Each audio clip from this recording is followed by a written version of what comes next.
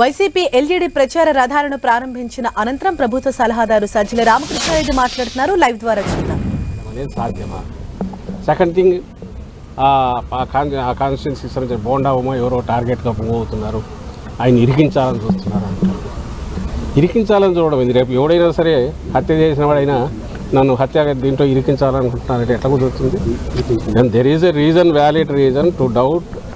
దాని మీద ఇన్వెస్టిగేషన్లో తేలినప్పుడు దీని వెనక ఏదైనా కుట్ర ఉంది, కొట్టినవాడు ఎవరు, దాని వెనక కుట్ర ఉంది. ఆ కుట్ర ఉంది నేను ఎందుకు అనుకుంటున్నామంటే అది సాహసం. ముఖ్యమంత్రి గారి మీద గురిపెట్టి ఒక వెపన్తోనో ఇంకో రకంగానో లేదా గట్టిగా తగిలే రకంగా సాహసం ఎవరు చేయగలరు? వెనక ఎవరెవరన్నా ఉండాలి, లేదా వెనక వాళ్ళు రెచ్చగొట్టిన దానివల్ల రెచ్చిపోయినా ఉండాలి. ఇందులో ఎంతవరకు ఆ వెనక ఉన్న వాళ్ళ పాత్ర ఉంది అనేది కూడా ఇన్వెస్టిగేషన్ అయితే దాని వరకు ప్రకారం మూవ్ అవుతారు. ఇందులో ఒక నిరికించేది ఏమి ఉండదు. వాళ్ళు చేసి ఉంటే దొరుకుతారు, దొరికితే చట్టం పని తను చేసుకుపోతుంది, లేదు అనుకుంటే అక్కడికి ఆగుతుంది.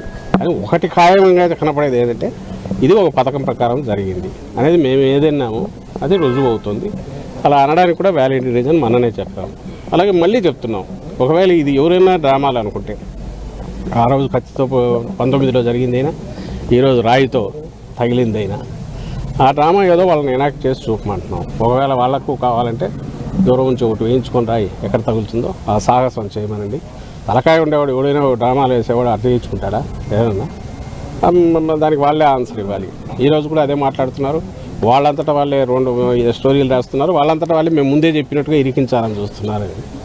అది అతను రోల్ ఉంటుంది కాబట్టి దాంట్లో బయటకు వస్తుంది. రోల్ ఎందుకు ఉంటుందంటే వాళ్ళు పవర్ఫుల్, వాళ్ళ ప్రాపకం లేని కింద ఇంకోడెవడో ఆ పని చేయలేడు కాబట్టి. సో మా స్టాండ్ అదే ఉంది, అదే రుజువు అవుతుంది. అది బోండా ఉమా, లేదంటే ఆయన కంటే పై వాళ్ళు ఉన్నారా, లేదంటే ఆయన కింద వాళ్ళు ఆయన ఆశీస్సులతో చేయించారా, ఎవరు ఉంది అనేది ఇన్వెస్టిగేషన్లో తేలాలి. మేము చెప్పగలిగింది ఆ incident pre planned, pre meditated attack అనడానికి కావాల్సిన ఆధారాలు ఉన్నాయి. అది ప్రీ ప్లాన్డా ప్రీ మెడిటేటెడ్ అనడానికి ఆధారాలు ఉన్నప్పుడు దానికి తగిన మోటివ్ ఎవరుకుంటుంది అనుకున్నప్పుడు పలానా వాళ్ళు ఉండొచ్చని భావించినాము. వాళ్ళు కాక ఇంకోరు ఎవరైనా ఉండొచ్చా, అంతకంటే చంద్రబాబు నాయుడు కంటే ఇంకా పైన ఎవరైనా ఉన్నారా, లేదంటే చంద్రబాబు నాయుడు కంటే కింద వాళ్ళు అనుకున్నారా, ఇవన్నీ ఇన్వెస్టిగేషన్లో తేలాల్సింది. ఏం జరిగింది దాడి, అది హత్యాయత్నం. దానికి సంబంధించి ఎవరు బాధ్యులో వాళ్ళు పట్టుకునే ప్రయత్నం చేస్తే బాగుంటుందని కంప్లైంట్ ఇచ్చారు, వాళ్ళు ప్రయత్నం చేస్తున్నారు. ఇప్పుడు అక్కడ ఎవడో బయటకు వచ్చినప్పుడు ప్రతి ఒక్కరిని మీరు ఇరికించాలని చూస్తున్నారంటే అది సాధ్యమైంది. ఎవడైనా తప్పు చేసినాడు నన్ను ఇరికించాలని చూస్తున్నారంటే ఎంత దాంట్లో రేషనల్ ఉంటుందో, హేతుబద్ధత ఉంటుందో, దీనికి అంతే ఉంటుంది.